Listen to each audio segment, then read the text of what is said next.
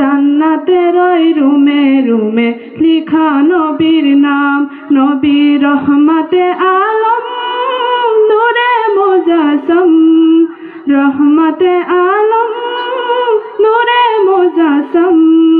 সাহাবীরা আতর বানায় ওই নবীজির ঘাম, সাহাবীরা আতর বানায় ওই নবীজির ঘাম। উস্তনে হান্নানা একটা খেজুর গাছের নাম, যাকে ধরে খুতবা দিতেন রাসূলে আকরাম। উস্তনে হান্নানা একটা খেজুর গাছের নাম, যাকে ধরে খুতবা দিতেন রাসূলে আকরাম। উস্তনে হান্নানা একটা খেজুর গাছের